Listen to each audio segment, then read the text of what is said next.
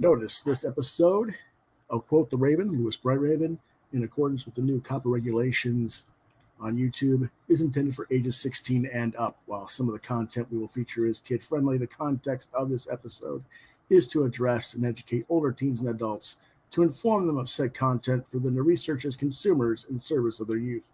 In other words, parents, grandparents, aunts and uncles, teachers, librarians, etc. There is the possibility of adult language present on the episode as well, rated TV 16 and up. And welcome to another edition of Quoth Raven, Louis Bright Raven. I'm your host, Louis Bright Raven, 28-year veteran of comics, science fiction, fantasy, and horror as a writer, and illustrator, and editor. I've worked for numerous companies, Marvel, Arrow Comics, Caliber Press, TSR, Wizards of the Coast, Steve Jackson Games, Hasbro, quite a few others over the years. This week kind of got messed up because of the hurricane that hit the east coast of the United States. I had several people lined up for this week, but unfortunately the weather has knocked out their internet services and they're not available this week. Everybody seems to be as well as can be expected. No one's like hurt or hospitalized or anything, so that's good. And hopefully those people will be on either next week or the week after, as soon as they can get everything situated. We wish them all the best. We wish all of the people that have been affected by the hurricane all the best. So this week's going to end up being Q&A from our mailbag, some reviews, and an open mic night. So if you have a question for me and you're watching the show, you can either go ahead and ask me, not at the email address you see on the screen. You can just type it on YouTube in the chat. I'll read it live there. Or you can message me on Facebook Messenger at Louis Bright Raven. Okay? So before we get any further than that, let's go ahead and see what we got going on with our questions that are emailed.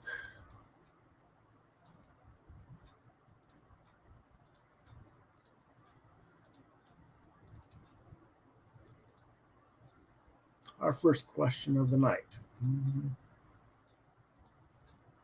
Anonymous asks, did you hear about comic shop owner Brian Hibbs' heart attack? Yes, I did hear about that. That's a pretty big news in the industry over the last week. Brian's the owner of the Comics Experience out in San Francisco. Very well known and well respected retailer. I know sometimes I'm a little bit critical of his presentation and some of the things that he says about the industry. That doesn't mean I don't respect him or that I don't wish him well. Obviously, I'm glad he seems to have survived the heart attack and they put a stent in. I believe he's been released from the hospital and is resting comfortably at home. So hopefully, he'll be back to work soon and we'll hear from the curmudgeon some more. Next question. Kevin T. from Chicago, Illinois asks, what comics companies do you think are doing well in 2020? By this, I mean producing a wide array of content that speaks not only to you, but to a broad, well, it's supposed to be a broad audience. I was kind of typing too quickly on some of these. Anyway.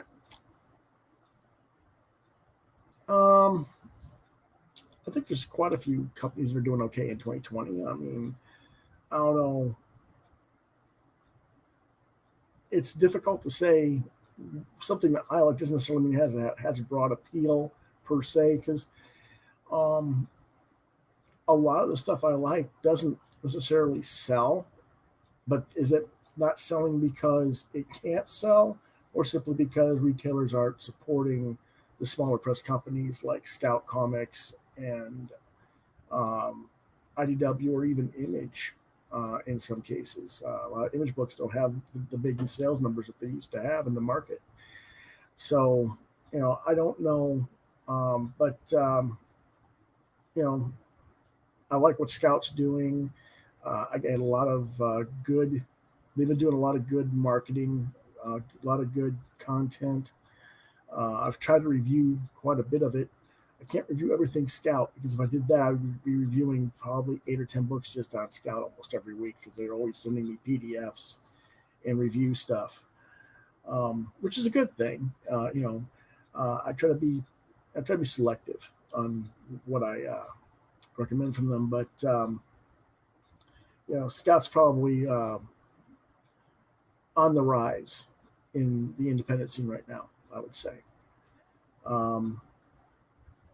A lot of companies right now are sort of, I don't know what the right word is. I mean, they're in a holding pattern due to the pandemic, I think. Dark Horse has to figure out what they're going to do now that Fox's licenses are going over. Disney bought Fox, so their licenses to Predator and Aliens and stuff like that are leaving, and they have to strategize and figure out what they're going to do to replace that content. I don't know. IDW's got the same issues. They've got good content, as far as the creator-owned stuff, and we'll review some of that again this evening. But I think, the one that's really been able to market in the last few months, that really hot marketing has been Scout.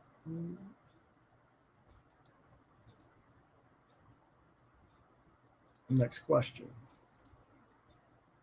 Chris M. from Columbia, South Carolina asks, do you think that digital comics will eventually end print comics' existence as society becomes more and more technologically based? That's a very good probability, Chris. I don't want it to come to that, obviously. I prefer print. But, if you're going to gear towards younger and younger audiences, you're going to have to go digital to some extent. And, the more technologically based we go, the less jobs they want to create and generate for people for physical print books. Because you have a physical print book, then you have to have people to print them, pack them, ship them, sell them at stores, or sell them myself and ship them to you at your home. So I think the print industry needs to be there because it holds a lot of employment opportunities, and I think that eliminating the print comic will only hurt economically for us in the long run. But that's just my opinion, and like I say, eventually I think it's gonna go the way of the dodo. It just is. But hopefully that won't come in your or my lifetime. Next question. Don't know who asked this offhand.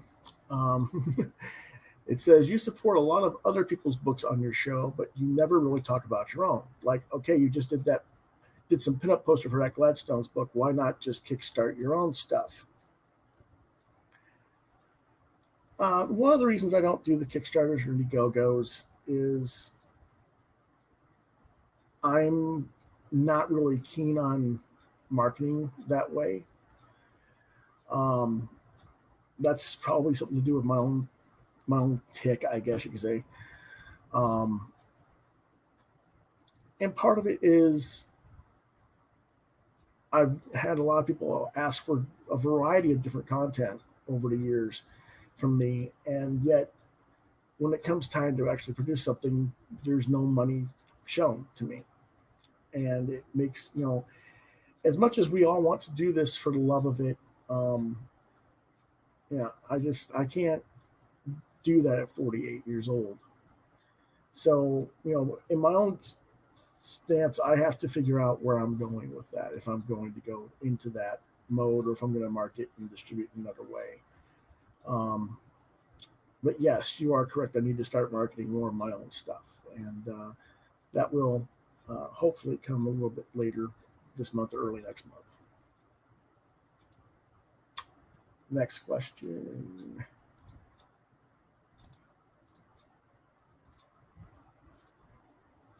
Is from Debbie in Michigan. And she asks, have you continued to watch Stargirl or any other superhero or comics-based television series? No, I kind of lost, I wouldn't say I lost interest in Stargirl. I have so much other stuff going on that I don't really, it's like, oh, it's time for that to be on. I got to go watch that now. And I don't record stuff on TV or anything like that. And I don't think to go watch it on replay on CW.com on my computer or anything. I just don't. I'm sure eventually, when they put season 1 on DVD, I'll probably get it and watch it as a full season, binge watch it. But, I have nothing negative to say about what I have seen about it either. So, as far as other comic book based television shows, a lot of them are just on networks that I don't get. I don't get HBO Max, so I'm not watching Watchmen. I don't get Netflix, so I'm not watching Umbrella Academy or some of the other shows that are on these other pay-to-watch networks. And I'm really not that interested anyway, to be honest. If I wanted that stuff like the Umbrella Academy, I would be fine with Umbrella Academy as a comic and not as... I don't need everything in multiple formats for the same concepts. I'm more looking for stuff that's different in each of the concepts, each of the different markets, so that I have a greater diversity of content to enjoy.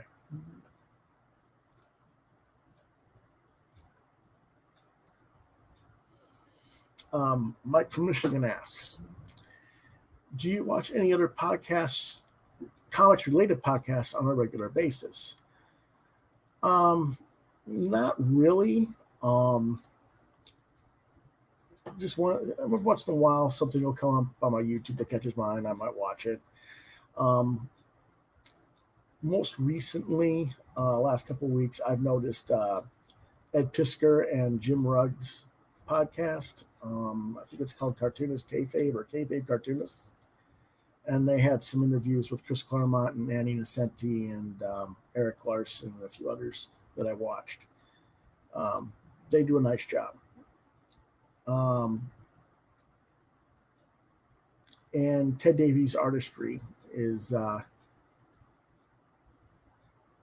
speaking of Ted and John Norris, both say good evening. But Ted has started a new podcast on his network on Ted Davies' artistry recently. And he's interviewed some of the more independent creators. I'm trying to think of Brian K. Morris, I think was one he interviewed maybe. And Scott Rosema. And there's a few others as well. And in fact, he's going to probably interview me for his show sometime either this weekend or sometime next week. So I'll be on that. And we'll let you know about that and be sure you watch that. Okay, Mike? Our next question. Well, that's actually our last question for the mail.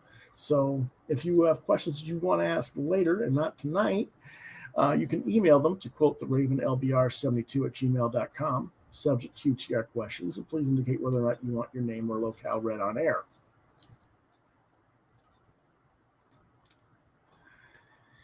Now, it's open mic night for now.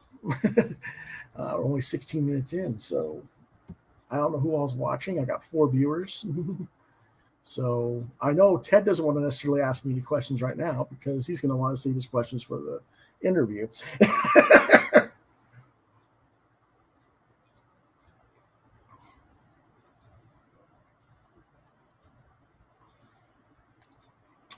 But I can. Mark Andrew Smith says Kickstarter is draining, and it is. Yeah, and that's, seeing just how much I help promote other people promote their Kickstarters is draining, to be honest. Not necessarily yours personally, although I did promote yours quite a bit, but that was because I was associated with it. But just, like this week I had 3 people that I was going to have on tonight. And yeah, it is a beast to market like that.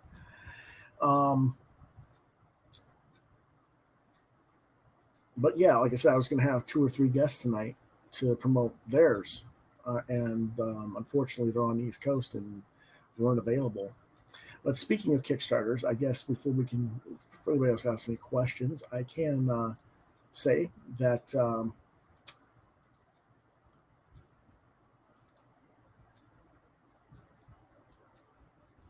speaking of Mark, the Gladstone School for World Conquerors Double Features Kickstarter was funded. 405 backers pledged $21,845 to help bring this project to life. And so, I don't, that's the updates. I pledged $40 or more because I wanted both books with both covers. I don't really know. I know that I'm going to be doing the poster. That how is the poster doing, Mark? Is the poster still being colored, or is it finished?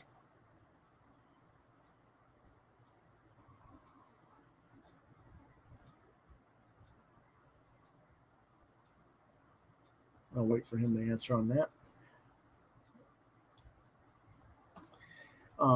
But there's that, and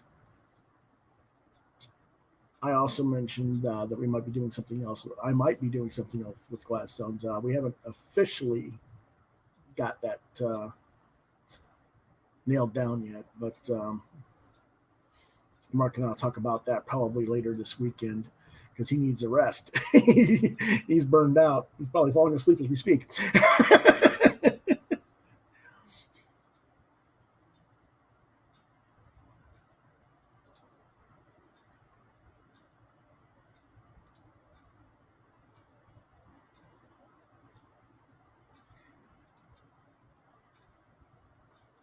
He says he's checking in with the colorist right now. Mm-hmm. For some reason, the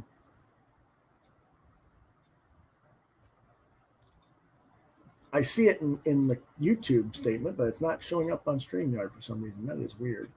Okay.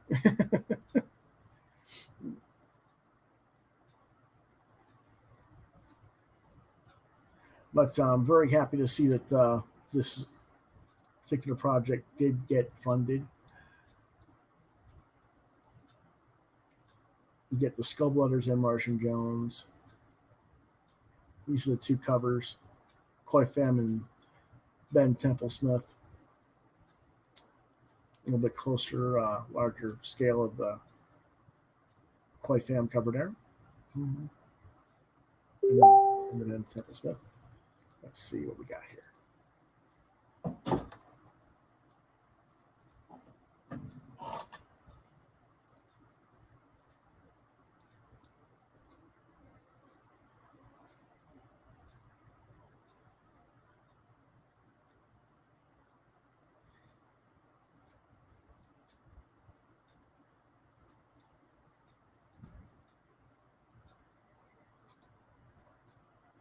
Yeah, I noticed that, Mark. I did notice that you're saying stuff on YouTube. I'm seeing it. I don't know why it hasn't shown up on StreamYard, but yeah, he says thanks for all the help with it and much appreciated. and he was checking in with the colorist, trying to find stuff, whether or not it's done yet. And he's getting quotes and getting things laid out with the printer and stuff like that. So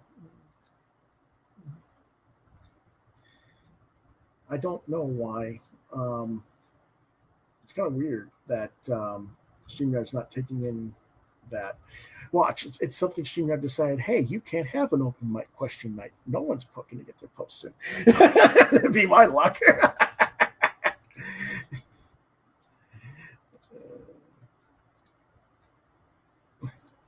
But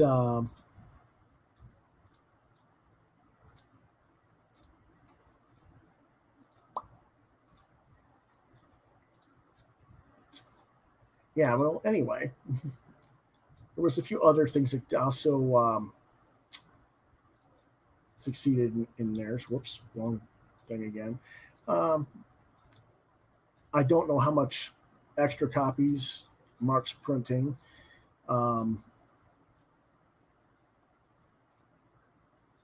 But you can contact him on Facebook and ask if they are going to have extra copies available for purchase if you didn't already back the Kickstarter. There's the Ghost Girl pieces. Interior art by Armand.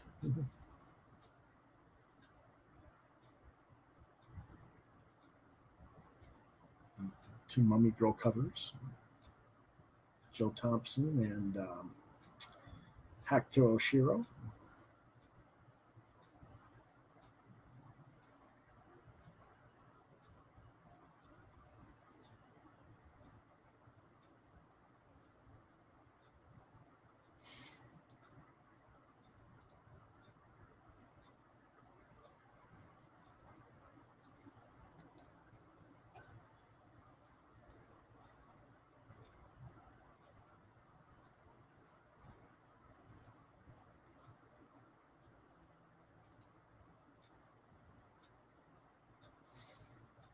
Yeah, 5 minutes later, that's when Facebook decided to let you know that you said something.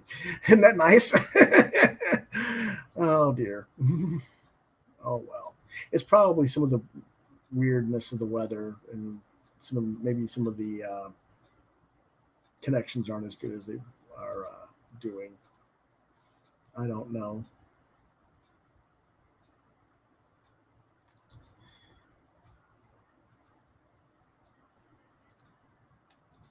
Another one that was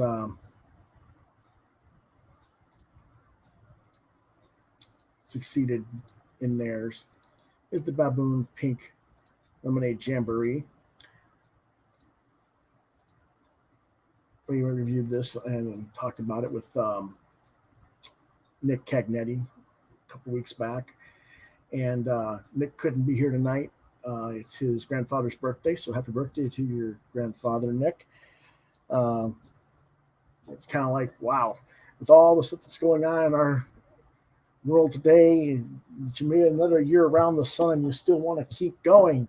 I have to give you a thumbs up, a salute.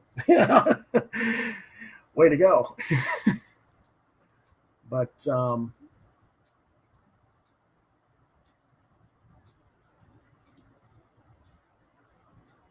I ordered the Baboon bundle, which is getting the hardcover and the print of the one shot book, because I hadn't read Jamie's book, The Baboon, yet.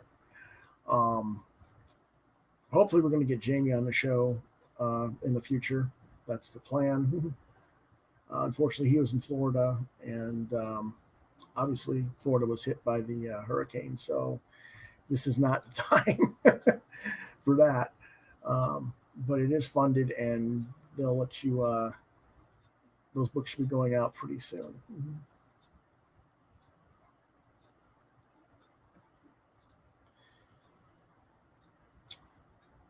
Another book that has been funded and backed that people keep asking me what I'm backing these days is Titan Mouse of Might, 1, 2, and 3 comic books from Gary Shipman.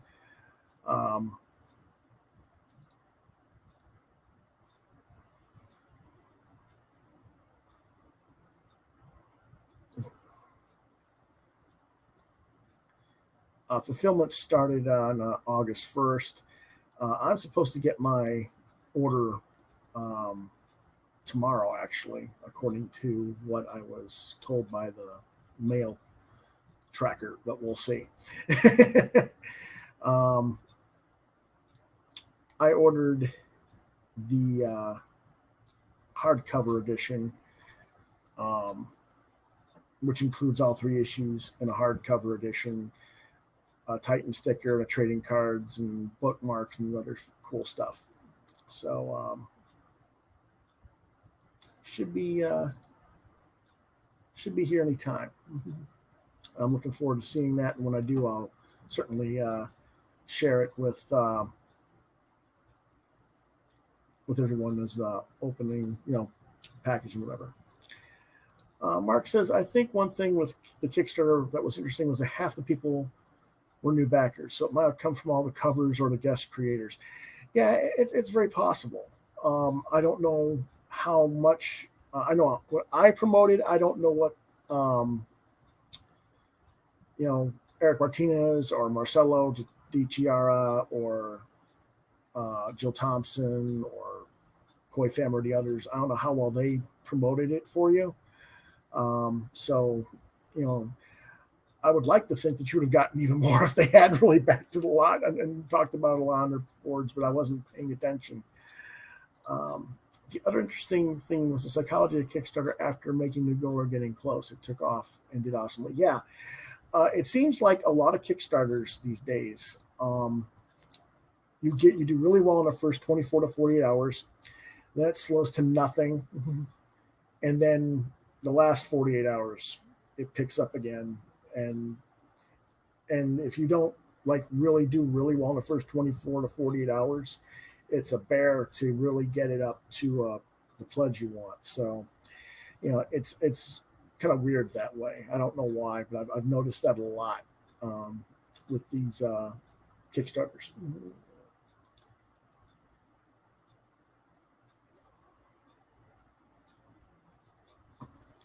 So we may do something for merchandise because we're lacking there. That's low stakes around the fall where we hit a goal quickly and keep at it for most of the month. Yeah, I think that's a wise decision.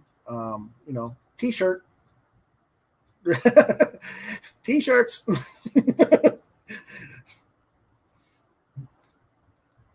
It's the 5G. Yeah, well, it's the DC 5G is what it is. How's that sound?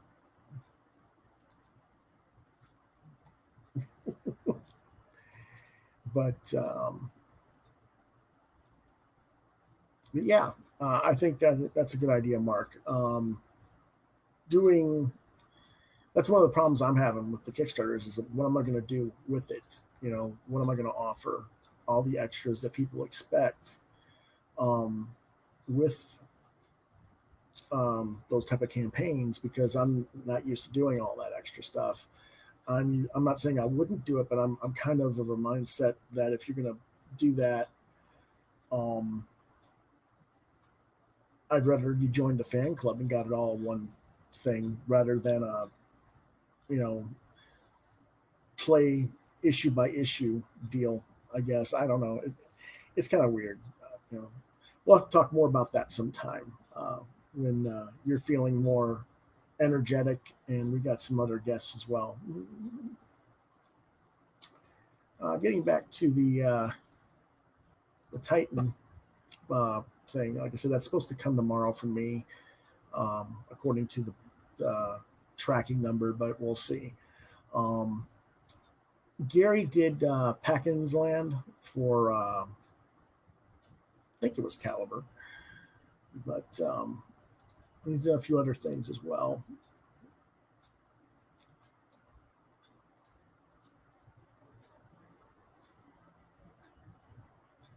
It doesn't seem to be running. Oh, there we go.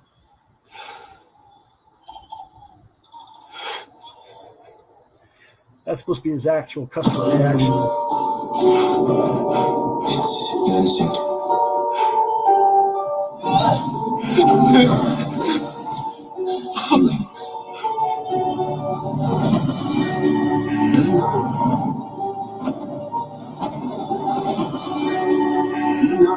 Is that Yavin? Good people will fight if we leave them. Oh, yes! People keep telling me they know me. Oh, my God. Ooh. Oh,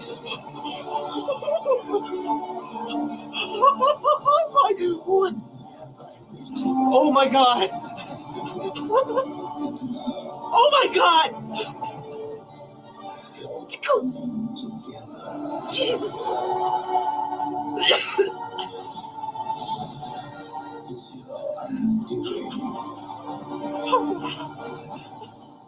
It's the instinct.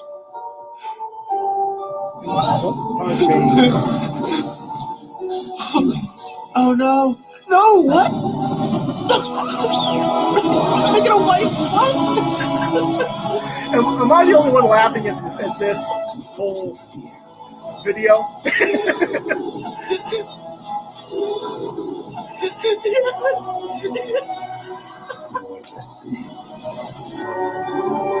Oh, no.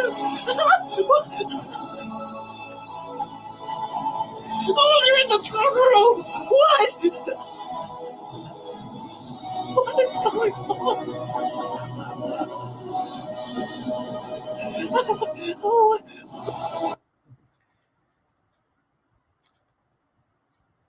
That's kind of what made me go, what the heck? I got to see what this is. I was like, that's obviously a paid actor reaction, not an actual customer reaction. But I thought it was just hilarious that, because you can tell that, it's like a little rodent Batman character.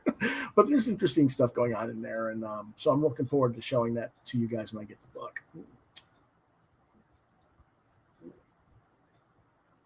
And that's some of the stuff that I've been getting lately from the Kickstarters.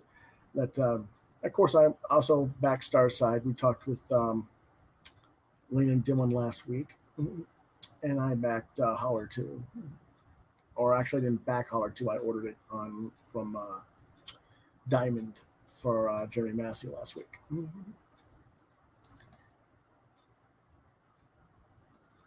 So there's other things like that going on. So let's see. So any questions? Any topic, music, anything you might have heard about in the comic scene that you think I might not have heard about. There's always something going on.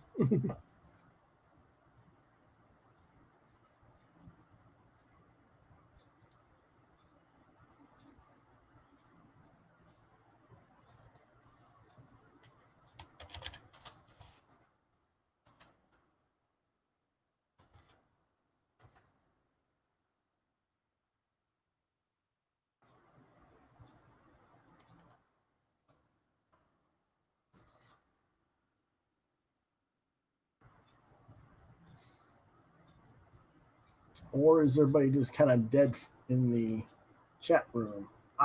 Here's one. About John, a lot of your stuff hasn't been showing up. That's what's going on with the StreamYard. Okay. Sorry about that. I need to keep checking with the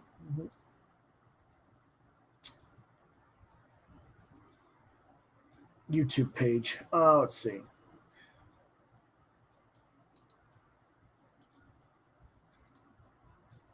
There's one of yours. Looks interesting. Yeah, it's a cross between Batman and Mighty Mouse. Yeah, it looks interesting, and I'll definitely be sharing that. Hopefully, your question will show up here in a moment, and I can share it. But if not, I'll just quickly.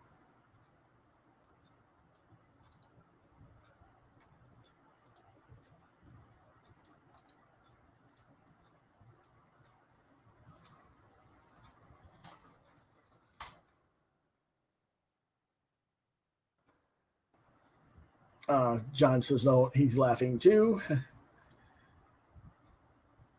And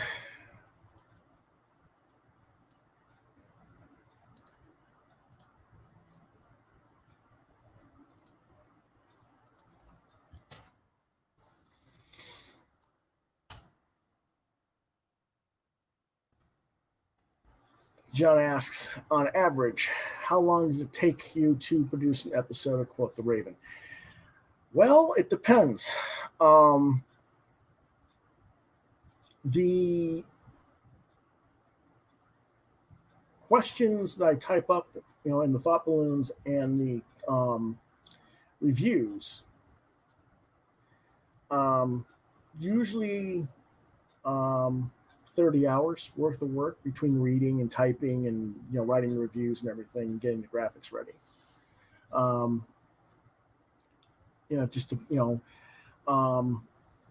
I can do it faster than that sometimes, and it just depends on whether or not I've got guests. Because when I don't have guests, I don't have to do quite as much work, because I can let them carry part of the show for me. But when it's just by myself, I try to do a lot. I try to do more with the graphics and do more with the content, so that it fills out the episodes, that there's at least something there. And I know some people think that my shows run long, but I don't know.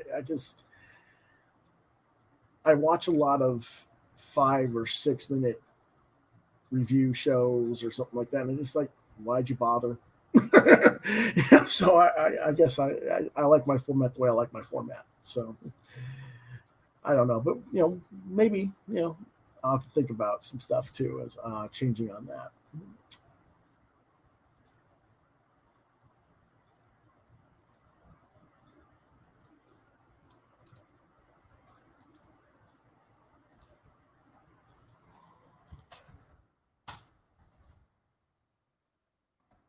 And Ted Davies Archery asks, Lewis, what is the next movie you are looking forward to? That's a good question. I don't know. I haven't really thought about movies since like before pandemic times. You're not going to the theater, so you're not really. I don't really think about it that much. I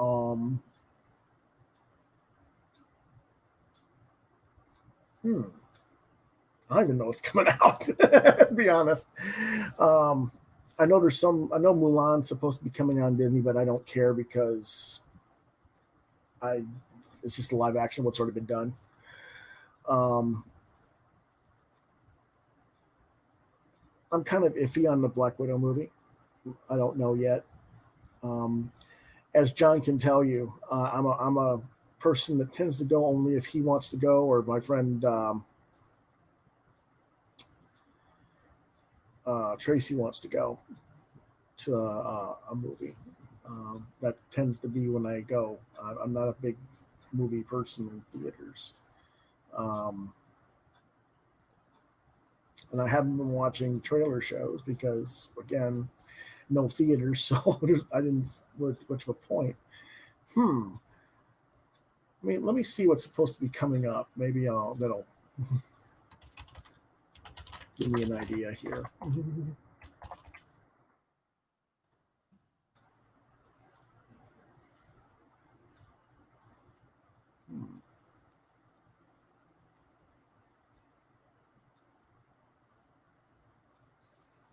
Well, I don't seem to have a whole lot of.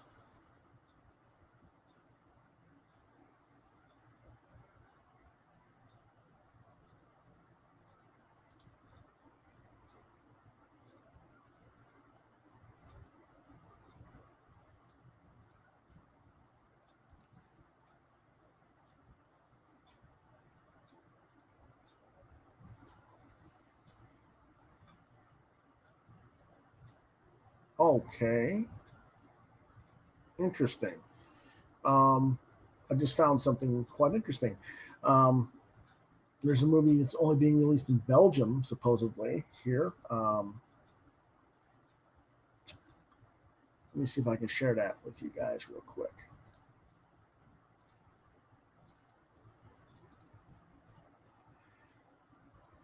and it's called The Empty Man. And it's an upcoming American supernatural horror film written and directed by David Pryor, based on Cullen Bunn and Vanessa Del Rey's graphic novel. Production company Boom Studios. Did not know about this at all. First time I've heard of it. Initial release was is supposed to be in 2 weeks in Belgium, and I guess in the US it's going to be in December. Who knows if those are actually numbers that are actually going to happen or not. Does anybody remember The Empty Man?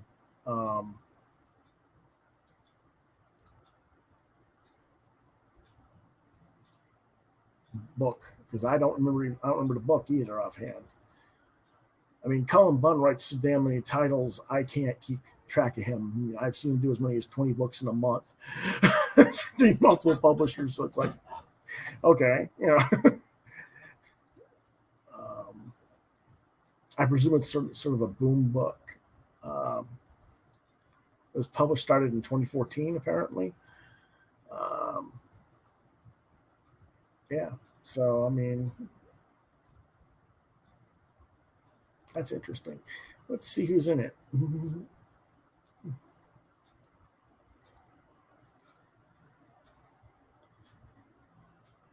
James Badge Dale, Stephen Root, Joel Courtney, Maureen Ireland, Aaron Poole. Well, it's a lot of, I won't say nobodies. I mean, just not anybody I particularly know stands out. That's interesting.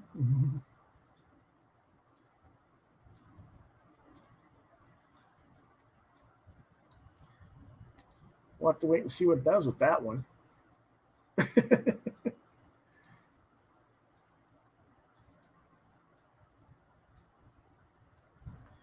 Yeah, it's a possibility. Just to see what it is, you know.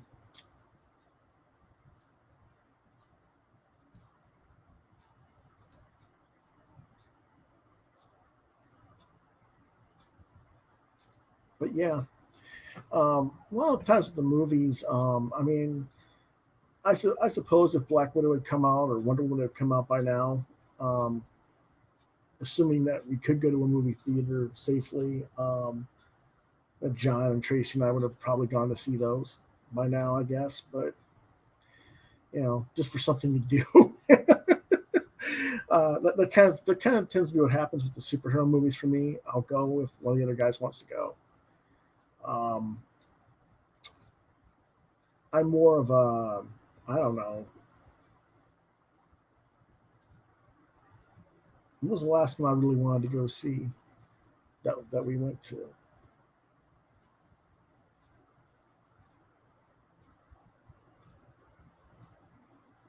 I'm trying to remember. John, do you remember what last movie it was we saw together at the movie theater?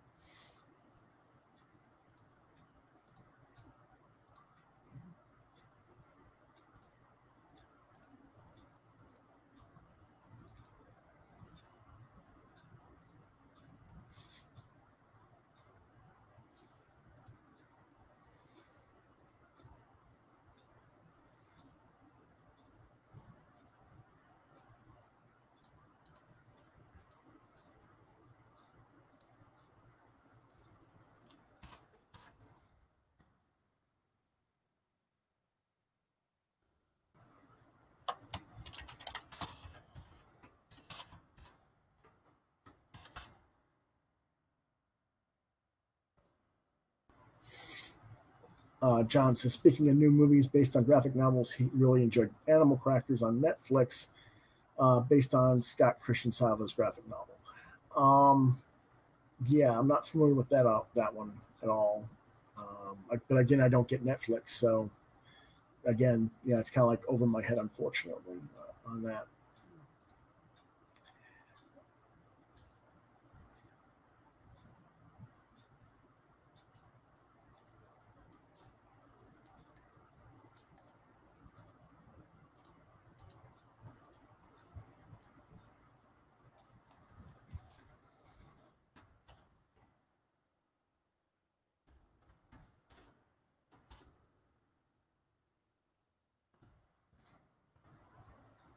And he says, I'm trying to think. Feels like it's been forever. Yes. It does, doesn't it?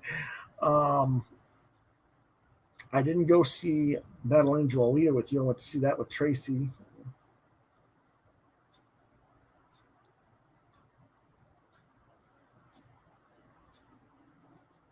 And I think, did we go see Ad Astra together, or did I go see that with Tracy?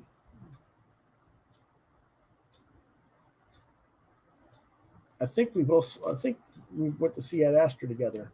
I think that was the last time. Does that sound right? That would have been like late last year, October, November of last year.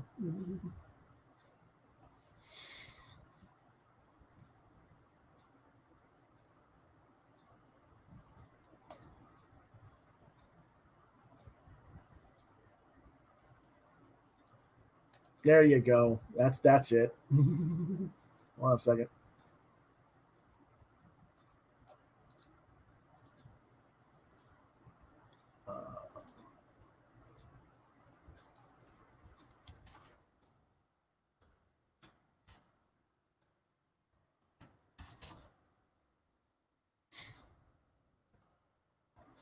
Yeah, we saw. Ad Astra and Godzilla. Yeah, those are the last things that we saw in the theater. So that kind of kills you a little bit there, you know. So it gives you an idea of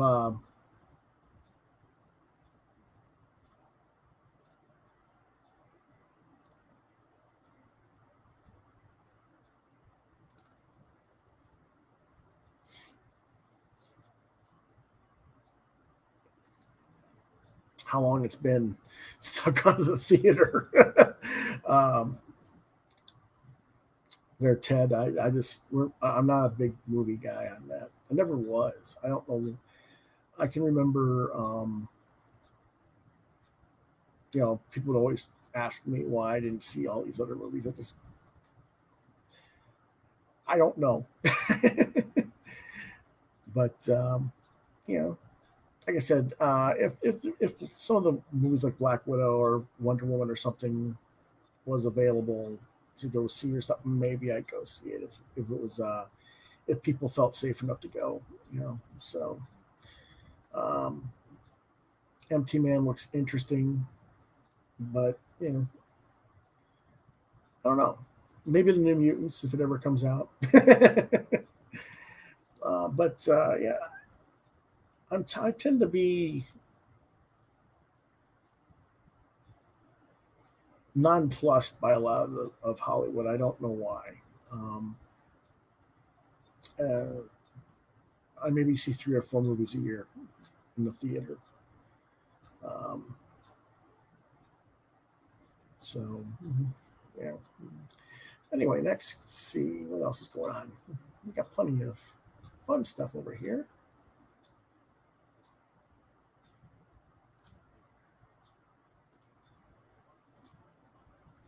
Go ahead and type in stuff. I am reading it off the YouTube board.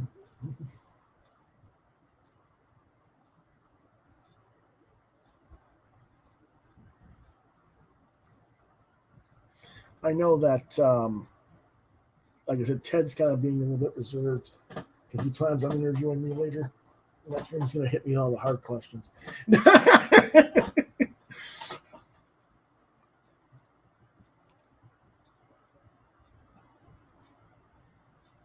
And I think Mark's probably headed out for the night because he said he was only going to stay a little while tonight because he was not feeling needed a break from all the marketing and pushing for the Kickstarter and his job. So.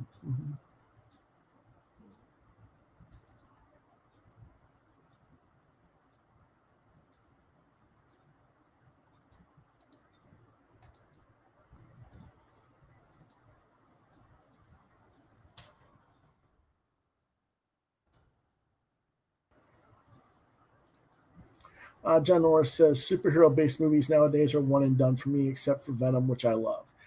Well, you just love Venom. I mean, I gotta tell you, I have never understood that particular why you love that character so much, but you do. I've never understood that. One of these days, you're gonna have to get a camera so that you can talk online with us on the show and explain that to everybody. First comic I ever owned from Ted Davies Artistry. The first one I ever remember owning.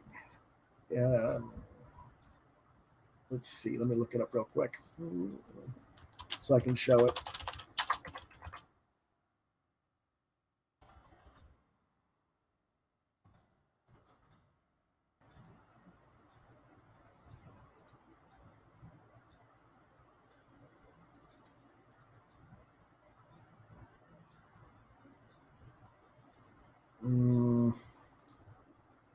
Doesn't really want to show it, but okay.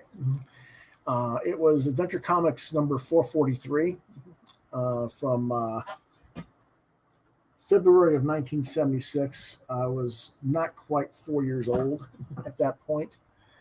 Let me see if I can share the screen here.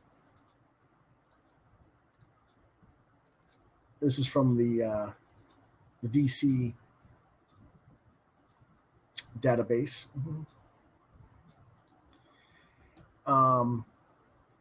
That's the first one I remember owning. I know I had comics before that. My parents or tell me I did anyway, but I don't remember anyone before this one. We were living in Fairbanks, Alaska at the time, and Super Friends was just coming out at that time. I think Super Friends first aired in 75.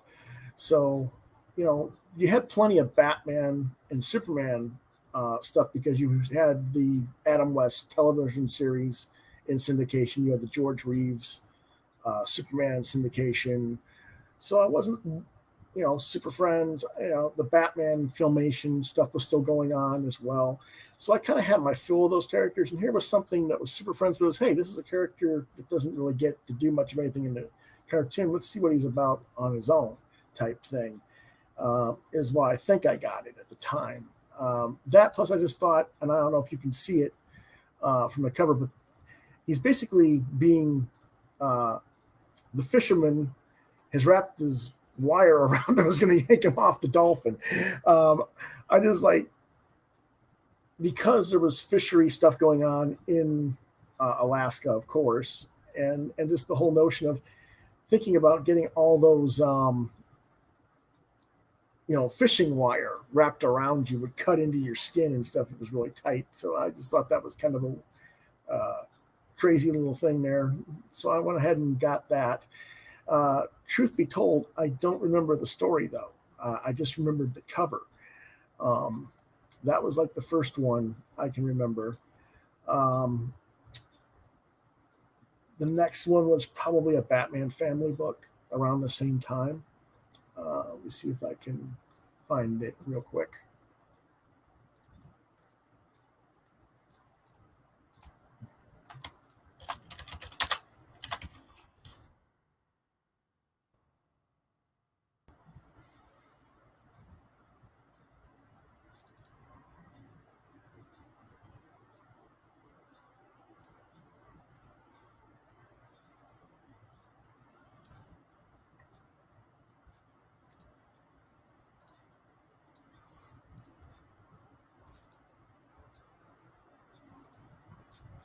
And this is Batman Family, Volume 1, Number 13 from September of 77.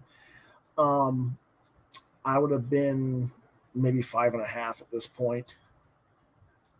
And we were still in Alaska, I think, at this point, or we had just moved from Alaska to Georgia because my father was military. And I'm pretty sure it was Alaska still.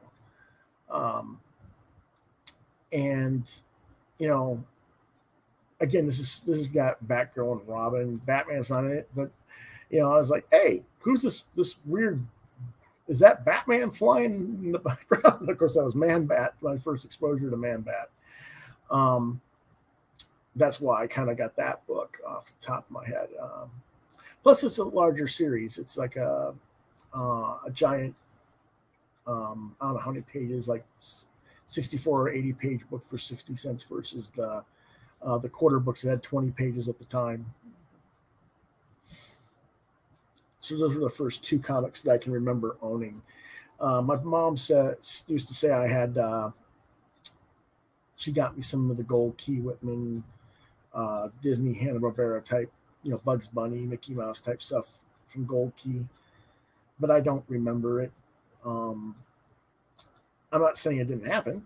It probably did, but I was such a voracious reader as a kid that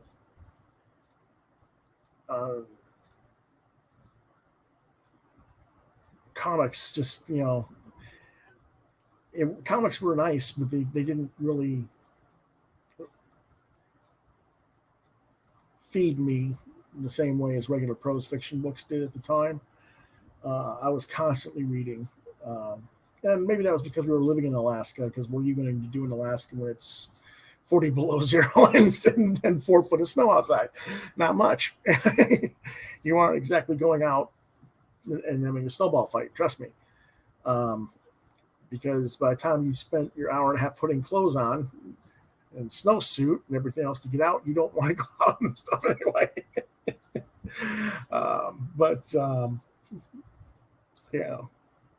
But I remember getting weekly reader books. I don't know if everybody remembers weekly readers, but my mom got me the Peanut collections, Charlie Brown collections from weekly readers around that same period as well. So it was pretty diverse, but at the same time,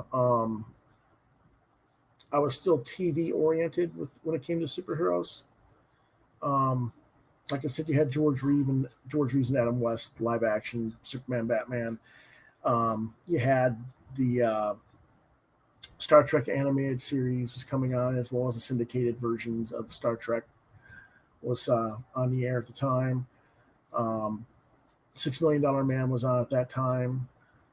So, the Nicholas Hammond live action Spider-Man movies, stuff like that was kind of my introduction more so to the Marvel and DC characters and that stuff. Maybe Spider-Man on the Electric Company, when he would do a hiccup and his word balloon would show up from what he was saying. I don't know if you guys remember that stuff.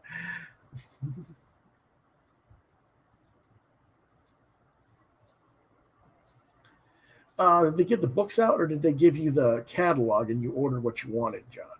Because I think that's what it was. I used to get them from the school, and I'd take them home, and my mom and I would decide what we got, and my mom would order them, and then the books would come paid for, at the school, and I'd take them home and read them, if I remember correctly. But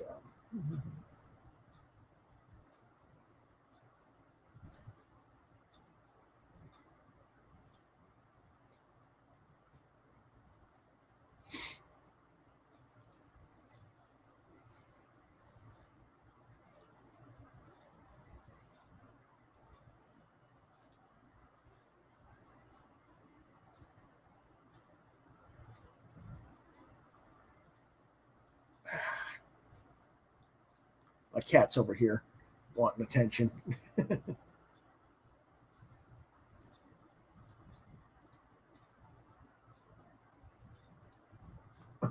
You want to get up on the screen? Here. Here, see?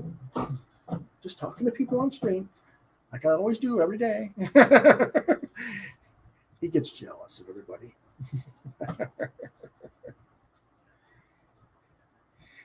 Big monster. The weekly readers I remember were miniature newspapers, basically with stories, puzzles, and such. Yeah, I think they might have had those too, but yeah, this was an actual book club type situation that I'm talking about. And I wish I had some of that stuff because they're actually pretty well. They were very popular in the early '70s. But being a military brat, you can't pack rat stuff and keep all your books and your toys and all that stuff because you are moving.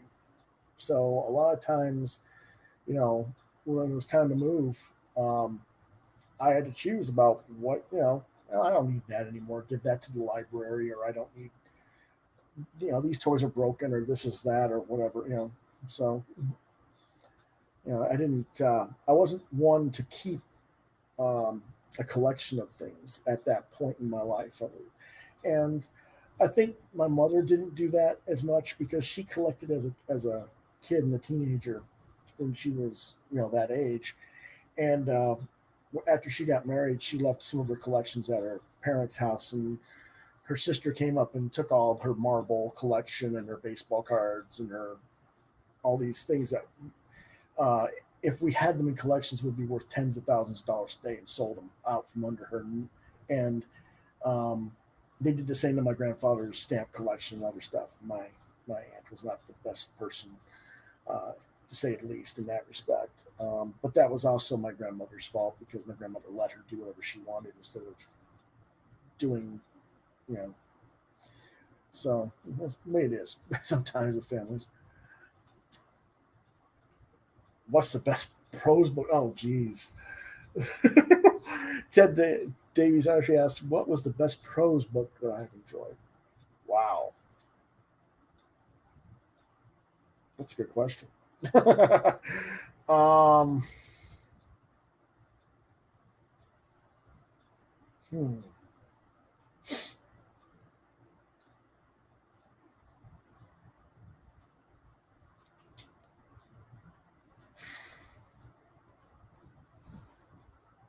Trying to think here. I guess in terms of the one I've read multiple times. The most times over. I guess would be the one that's the one I've enjoyed the most. I guess. Um, Probably Bradbury. Um, Trying to think of which one though. It's kind of a toss up between Fahrenheit 451. That is Bradbury, if I remember correctly. And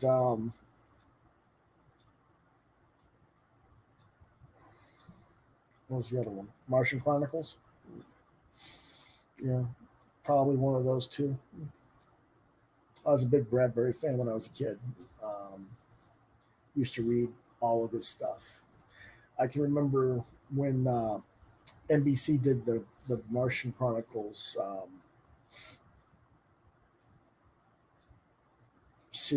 mini series. And it came on too late, and I wanted to stay up to watch it. My mother, no, it's too late. You can't watch it. And I didn't get to see it for years until after it originally aired, because I think it aired like what was it, 80 or 81, maybe. But yeah, it'd have to be something by Bradbury, probably. Either Martian Chronicles or Fahrenheit. Let's see. Um,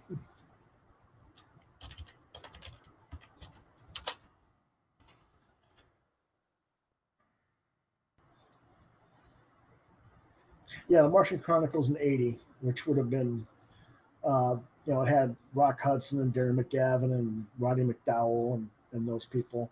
And it was early '80, January of '80 when it came out. So I would have been 7 years old, not quite eight, when that originally came out. And you figure it aired at 9 o'clock at night or something like that. So, a little bit late for a 7 year old to be up trying to watch a TV show. So, and we didn't have a VHS at that time. We didn't have VHS in our house until 10 years later. So,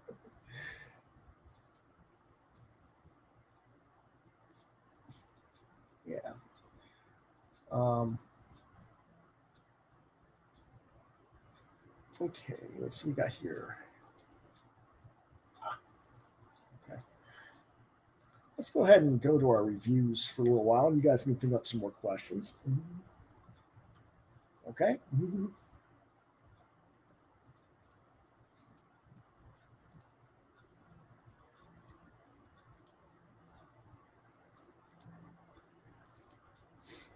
Our first review of the night is Backtrack number 5 from Oni Press for $3.99. The writer is Brian Jones. The artist is Jake Alphick. The colors are by Doug Garbark. Genre is time travel, action, adventure. And what it's about. Last issue, the racers were separated in the middle of 1970s Germany, and some were captured and tortured. This is the Great Escape issue from that situation, and there is more backstory on several characters as to why they're in the race. Cut to the viewers of the race who are not happy about the transpiring events and are complaining about the alliances being formed between the remaining drivers, but the person who runs the race assures them that he's just manipulating the drivers to their own self-destruction. Recommended for ages 16 and up. I gave it 3 stars. It's there. So, yeah. Ted says he has an early morning, so he's heading out. Thank you for stopping by, Ted, and we'll talk later this weekend. Have a safe weekend and enjoy. I think you're attending a wedding this weekend, so, and have fun with that, and we'll see you then.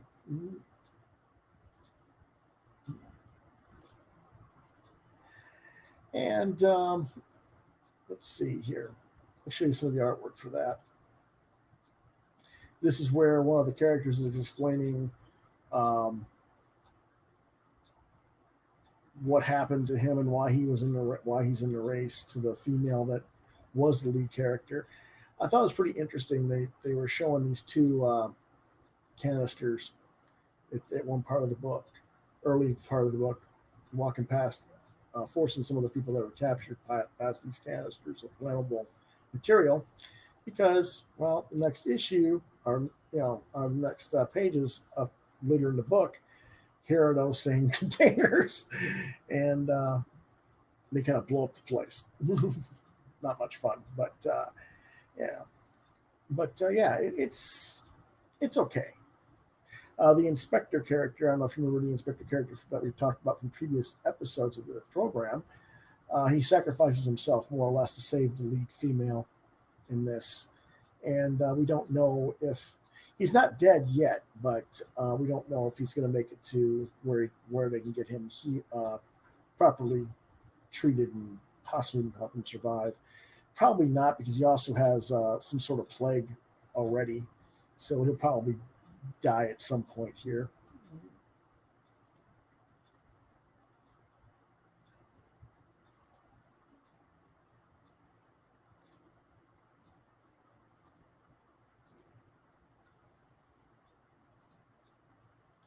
Our next book is Batman: The Adventures Continue number 3 for $3.99. Publisher is DC Comics.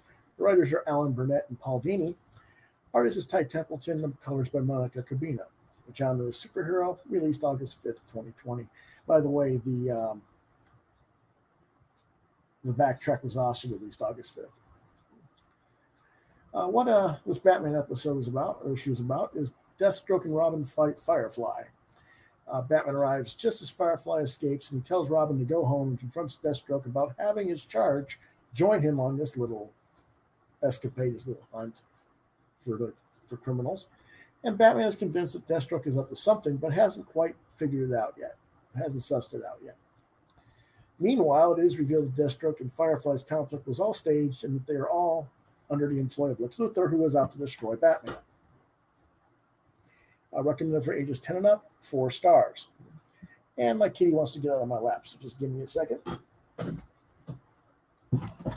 Okay, get down. There you go.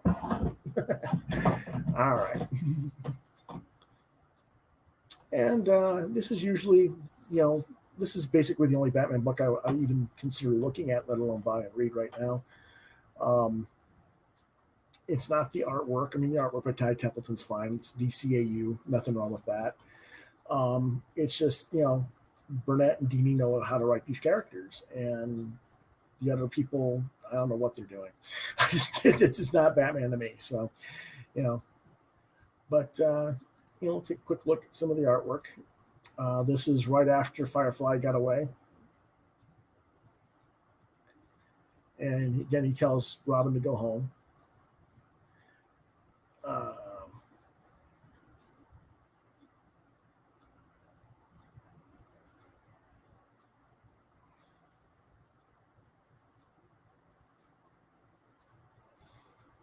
he's basically telling a lie to Bats about how he's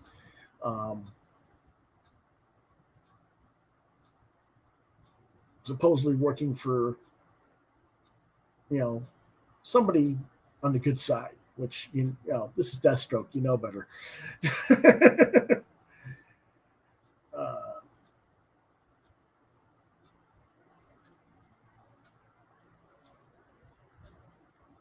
And there's another shadowy figure back there. I'm not going to say who that is, but you'll see him in just a second anyway. Now, later in the storyline,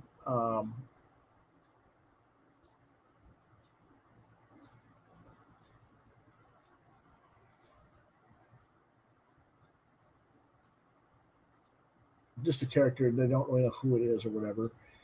And he is snuck up on Deathstroke's facility, and the reveal is shown that Firefly isn't even Firefly. It's a female in the Firefly suit. The real Firefly is probably in prison somewhere. And then again, it shows that he's under the employ of Lex.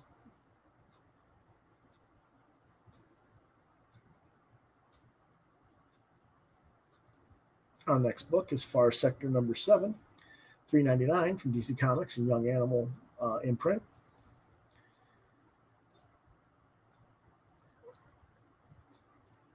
And the writer is N.K. or Nora K. Jemison. The artist is Jamal Campbell. The genre is science fiction superhero, released August 5th. What it's about is Green Lantern sojourner Joe Moline is hot on the trail of the murderers of multiple parties in the Dyson Sphere world she patrols. In order to track the escaping party, she has to use her power ring to manifest herself as a sort of an artificial intelligence and go into the Matrix, so to speak, putting her own sanity and life force at risk. What does she learn, and can she survive the experience? Ages 17 and up, and rating is 4 stars. One of the few DC books I actually really enjoy. But before we go any further than that, John says Batman looks great. Burnett, Dini, and Templeton are awesome. Yeah, again, why people don't support this book, and not just this particular book, but when it was done just Batman and Robin Adventures or Batman Adventures in that style, the DCAU.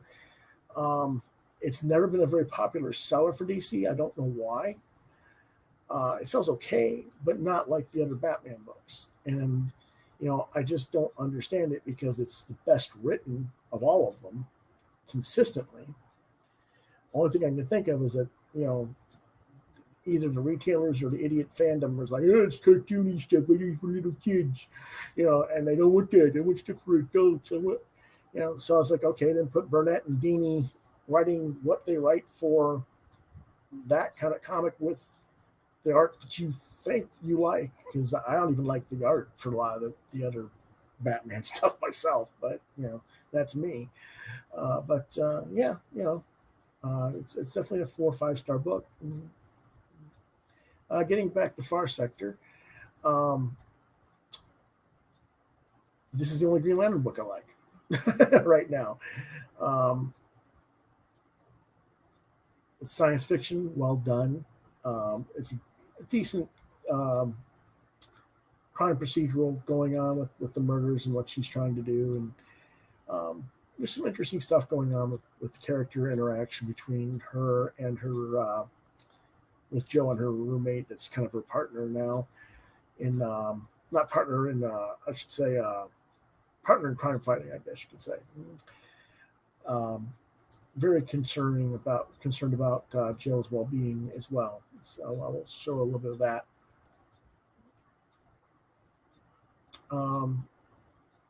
Here she is using different constructs to get it out of them.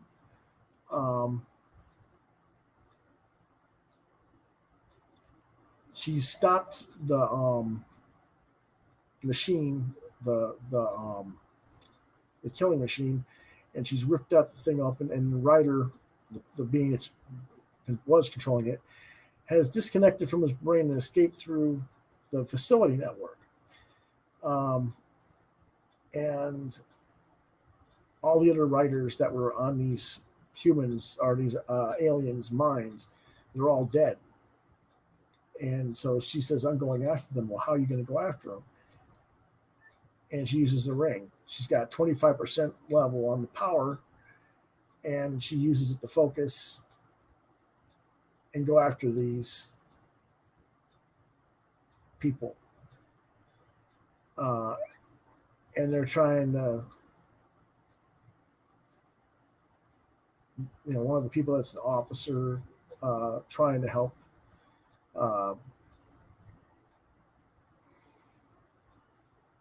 But she's determined to go after them, and she basically uses the ring to go after them.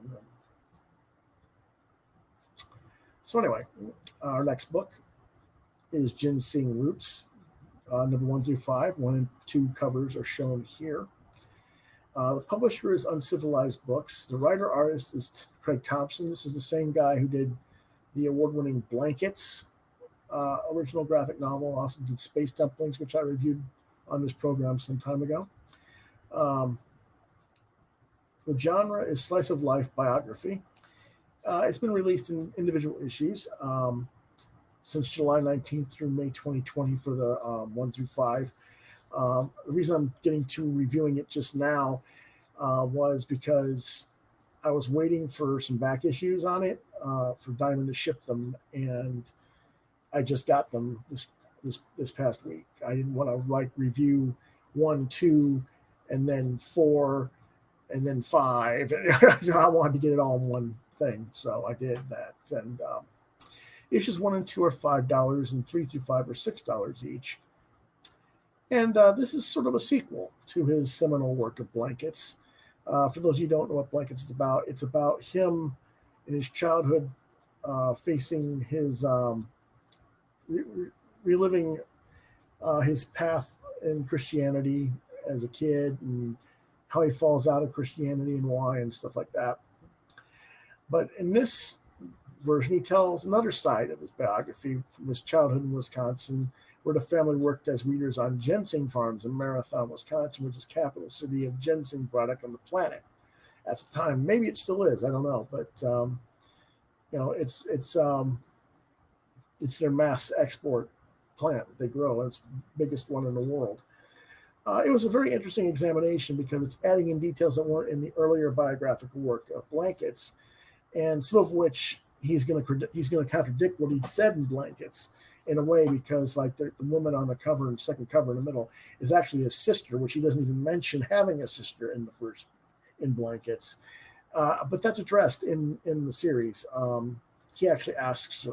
There's a scene in there where he's asking her, "How do you feel about me not including you in the first book and in Blankets and stuff?" So it's very interesting that he's done that. He went and did this and went back and explored a different aspect of his life for ages 15 and up, and gave it 4 stars. We'll take a quick look at the artwork.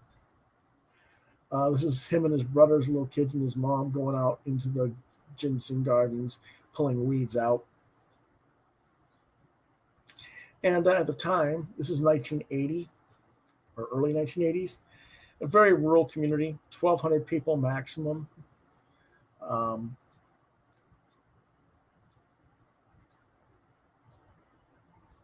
So, leading producer of American ginseng in the entire world. Well, that could be American ginseng, then maybe not all ginseng. But he's in 4th grade, friendless, and he shows how comic books were what kept him sane, so to speak. And they weren't making a whole lot of money.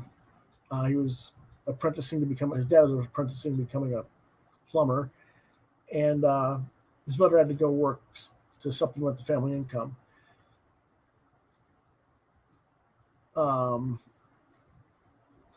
farmer pays $3.50 an hour, which of course, we're talking the early 80s. So, it's not like they had a huge, I'm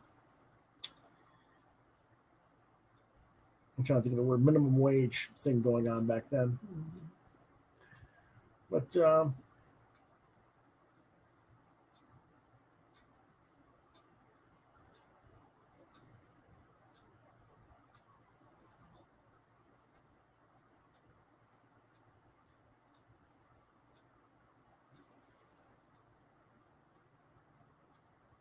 Yeah, when they offered the kids $1 an hour, they heard one comic book an hour. Yay!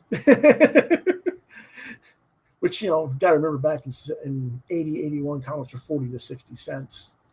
So even if it was the mid 80s, it'd been 75 cents. So, there you go.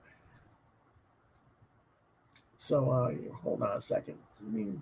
Tell me I only got one piece there? That doesn't make sense. Hold on a second. I want to check something. Let me...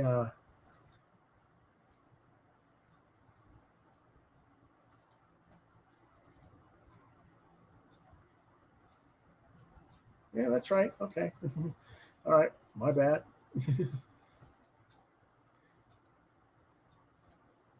I thought I had an extra artwork on that one, but I don't.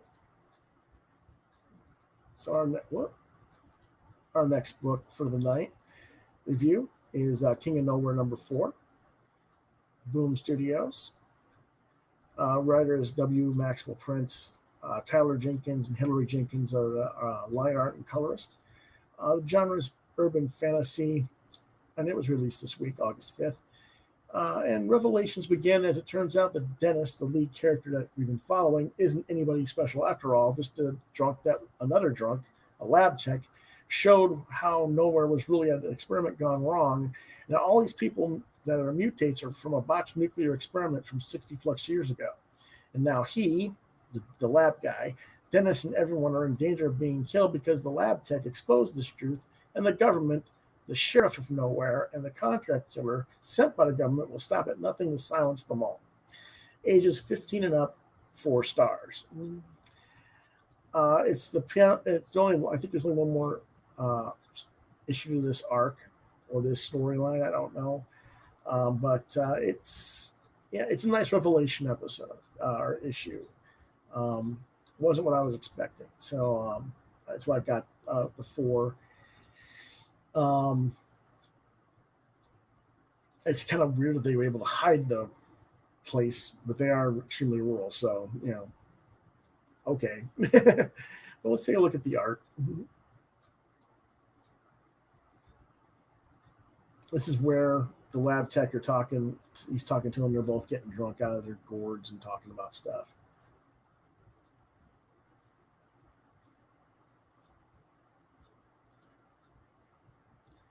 And then in Nowhere now he's starting to get a little bit of memories of what this is going on. And all these fish and bird people and stuff like that are like, wait a minute, you mean tell me we got nuked? And he's like, technically speaking, you were part of an off-book experiment testing the short-range effects of concentrated radiation on the human body.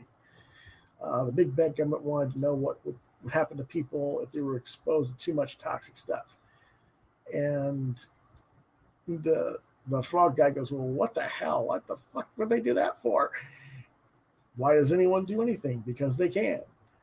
Yeah. So there you go. And of course, the car outside is the guy that's going to start shooting them all dead and stuff. But the assassin. Our next book is Once and Future, Volume 1, trade paperback, $16.99. Publisher is Boom Studios. The writer is Kieran Guillen. The artist is Dan Mora. The colorist is Tamara Van Villen. The genre is fantasy horror. The collection was released in July 2020. I just happened to get my copy last week.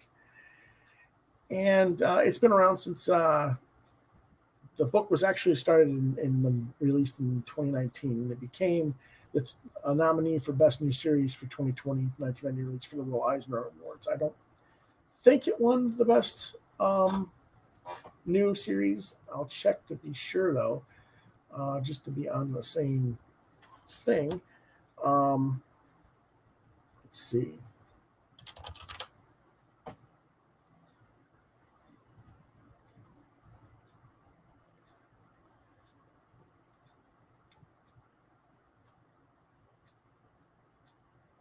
No, it didn't win.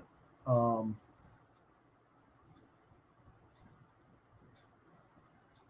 did it? No, it didn't. Um, Invisible Kingdom won Best New Series, which is a good series too. So it's cool. But it was nominated. Anyway, the ISBN number is 978168441 or 68415 4913. And what it's about is a group of British nationals, aka terrorists, uncovered a fabled scabbard of Excalibur, only they don't really uncover it. They steal it from the people who uncover it. They steal the scabbard of Excalibur and use it to bring King Arthur back from the dead as a zombie. Only retired monster hunter Bridget McGuire knows how to stop the mystic forces they've unleashed. Pulling her grandson Duncan into this world that he thought only existed in fairy tales, myths, and legends, the pair embark on a quest that will force them to navigate their family's complicated history, for they are the modern-day equivalents of Arthurian legend themselves, and they hold a deadly secret to Britain's past and future. Recommended for ages 15 and up, 5 stars. Definitely deserved the Eisner nominee. I can't say it didn't.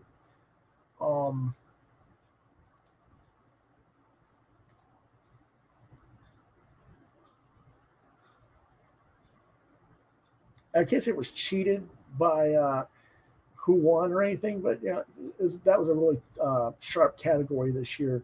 It had Invisible Kingdom Once and Future, and Something is Killing the Children, which I've reviewed on this show recently, and Undiscovered Country by Scott Snyder and Charles Choulet, and some other stuff. So, I think as well. So, not exactly. It was kind of a murderer's row. Anybody could have been justified to win that category this year.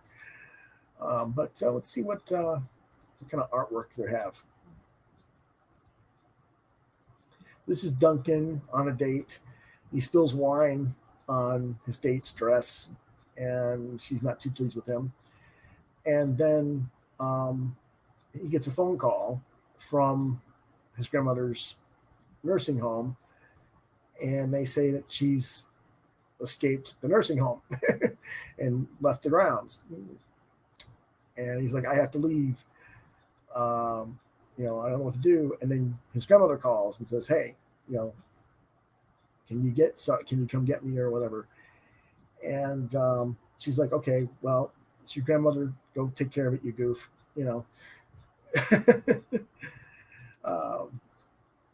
So it is what it is. So he goes and finds her, and she's digging up some stuff out of the ground. She really can't do it with a crowbar. She's not strong enough at her age anymore. And so he pops it open, and there's all these weapons in the ground. And he's like, oh, good, nothing's missing. And he's like, what the hell? And it gets funnier, and yet it's very serious at the same time. It turns out, I don't want to give away too much, but almost all the characters are both good and evil, are part of the same clan, and they're different metaphorical members of the Arthurian legends themselves, like I said. And the female that he was dating gets involved as a sidekick in the story as well, and it's really well done. I was very pleasantly surprised. I wasn't expecting it to be as good as it is, so I went ahead and gave it the 5 stars because it was really a surprise indulgence. Let's go ahead and go on to the next book.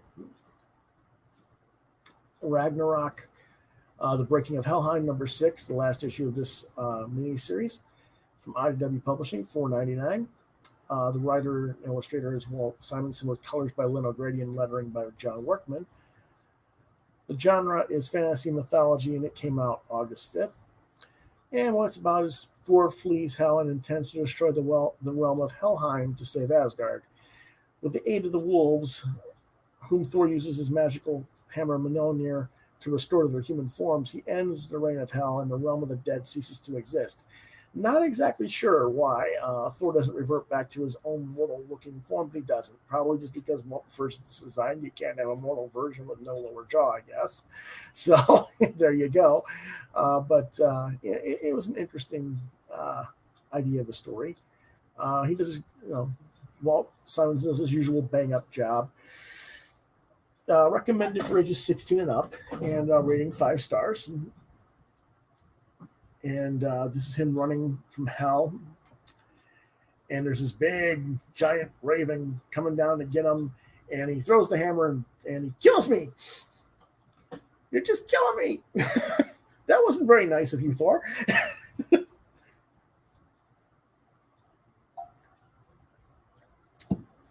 And then here come the wolves. And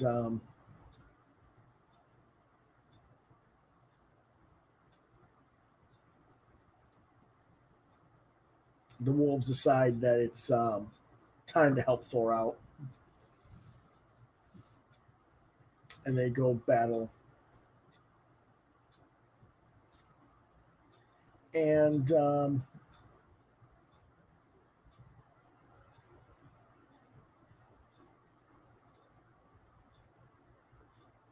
one of his friends gives him the apples that were in the earlier issues that have abilities to re-heal you and give you your youth and strength back. And he gives him the last 2 apples, and that's when he decides, okay, well, thank you. Here, I'll turn you back into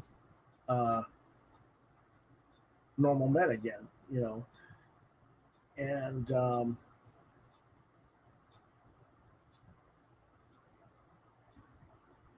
he says, well, what are we going to do of hell? Well, if I can reach the realm, her fate's in my hands, then go. We'll hold the line here. He's like, hey, here you go. You already saved us from being what we were, to be doomed as wolves forever. So, hey, we'll sacrifice, no problem. And his flying horse who can't fly in hell, Heim, is now there. And they go fight the bad guys. And then Thor faces a duplicate kind of enemy of himself. And then the giant worm comes around to kill him, but he breaks all the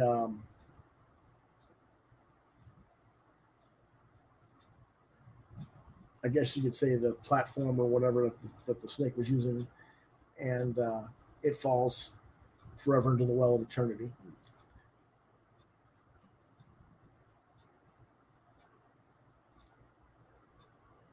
Our next book is Suncatcher, original graphic novel, $16.99, Random House Publishing. Writer-artist Jose Pimienta, teen rock and roll supernatural genre. This was originally released in May or June of 2020 in the bookstores. Comic shops got it late last month. The ISBN number is 978-0-593-12481-9. And what it's about is Beatrice loves music more than just about anything. She gets it from her grandfather. When he dies, she discovers that his soul is trapped inside his guitar, and she learns that the only way to free him is to play the perfect song, his perfect song, a song that he never actually wrote down. Obsessed and fixated on her grandfather, music slowly consumes Beatrice's life. She finds herself pursuing perfection at the expense of her friends, her band, and her health. But she refuses to let it stop her, even if it means losing everything else, including her own soul. Recommended for ages 12 and up, 5 stars. This book is amazing. I was just really blown away with all the metaphorical symbolism of the storytelling.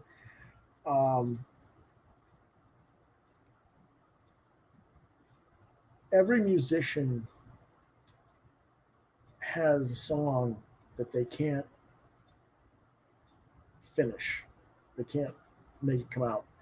And I've always thought that the reason that you can't do it is because to do so would be to give up your soul. And the grandfather never finished the song. He made a deal with a devil-type entity. so he could become famous as a musician. And he got to a point where he didn't care about being famous. He just wanted to have his family, and he never made the song. And when the song was required and he didn't deliver, he got, when he died, his soul was forfeit and trapped in the guitar. And throughout the story, Beatrice is basically trying to figure out his song, which you really can't do because it's his soul. And she's like, well, if I can't figure out his, I'll figure out my own and play it. And doing so causes her physical harm. It causes her to have form of tendonitis, but it's actually supernatural stuff as well. I don't want to say what happens to her, but it's actually kind of scary and kind of gruesome. She survives it, but she loses something in the process. I'm not going to say exactly what. It has a happy ending, but it's a little bit bittersweet. And as someone who kind of lost that part of myself when I lost my girlfriend to a drunk driver when she was part of my band back in '90, it really struck a chord with me because I thought that was something that I gave up music because of that, because it was too painful. And for some reason, it just really hit me as a really strong piece. So that's why I gave it 5 stars.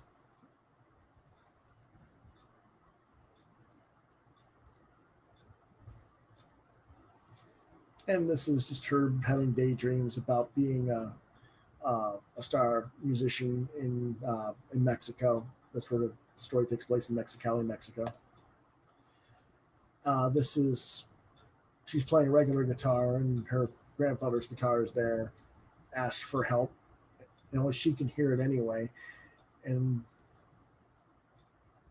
he's telling his story about what happened and why he failed. And then this is her with her bandmates.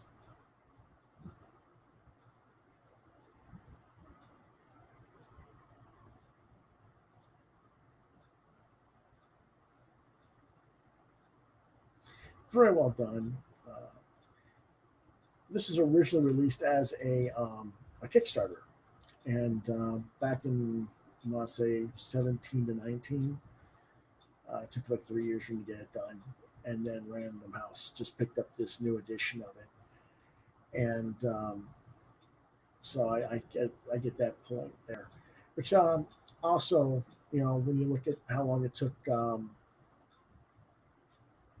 Craig Thompson to do Blankets, took him like 7 years to do that book. That's part of why he's not doing Kickstarter and doing the ginseng roots in chapters instead of in the format he's doing it, instead of doing it as a big graphic novel, because he doesn't want to spend years on it extensively like that.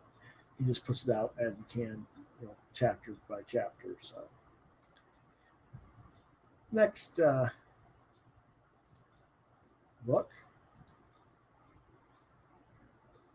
I believe it's the last book for this night, is Yusaki Yojimbo number 11 from $3.99 from IDW Publishing.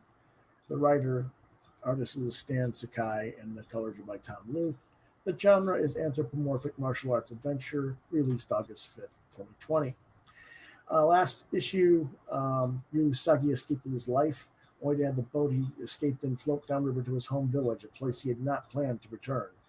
His unconscious body is found by his old flame, and she brings him home and nurses him, but her husband, who was once Usagi's rival for her affections and whom despises Yusagi, tells him to leave as soon as he is physically able to travel, for the warlord who killed their master is coming to the village. And in the process, Yusagi learns that there are several villagers, former warriors, whose fealty is really to the deceased buffoon, his master, and they are staging an attack on the new world and invite Yusagi to join them.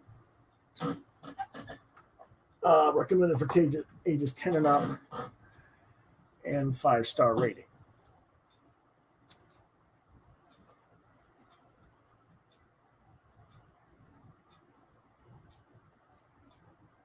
Sorry about that.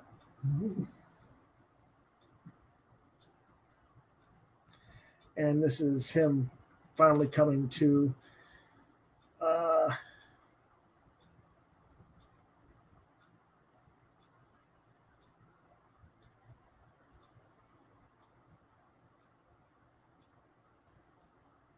and again, that's when Kenichi, his old playmate and rival,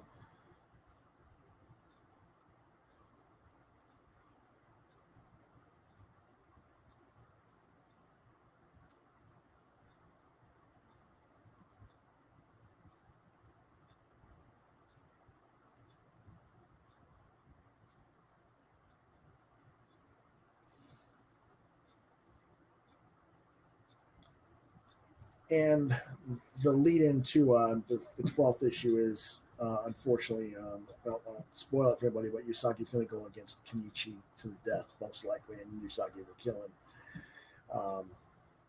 Because we can't have our titular character getting killed.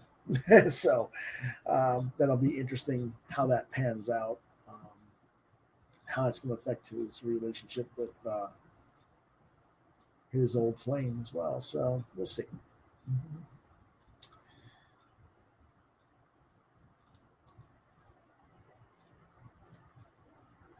We only have 2 viewers. I know that Mark and Ted went out. That probably leaves just John watching, other than myself. You got any questions more for me today, John, or can we call it an evening?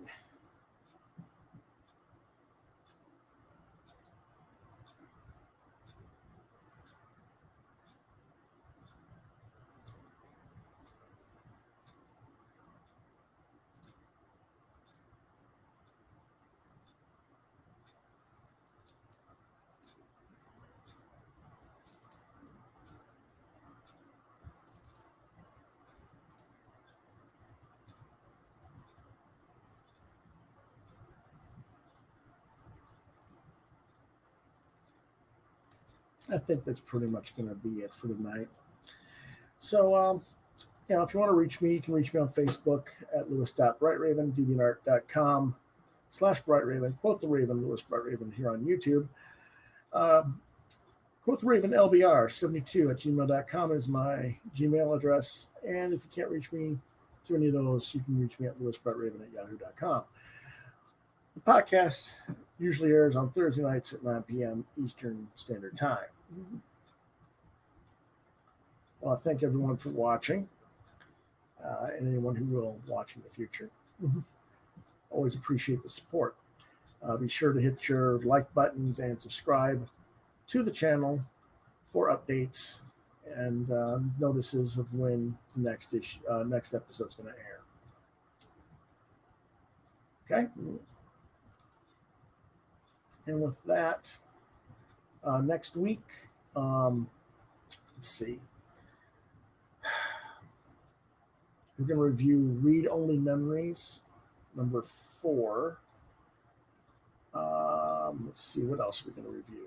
Hold on a second. Let's see if I can figure it out.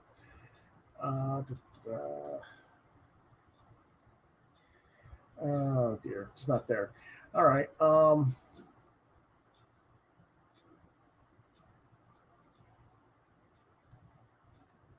Yeah, I know we're doing Read Only Memories number 4 and another book that I didn't get to read fully this week. I know we're doing Cloven, the original hardcover graphic novel, because I didn't get to that. A couple of free comic book day books I got this week. I think it was Lumberjanes and the Tick that I didn't get to yet. And so we'll be doing those books, and we'll also be talking to, hopefully, I don't want to name names right now. Hopefully we're going to have like 2 or 3 guests next week, barring any unforeseen problems with internet reception and stuff like that. So, we're going to try to get some people that have some active Kickstarters and Indiegogos up and promote them again. And we'll talk a little bit more about maybe what people want, and John says he has nothing. So we'll go ahead and we'll see you all next week, okay? So until then, stay safe and have a good weekend, everybody.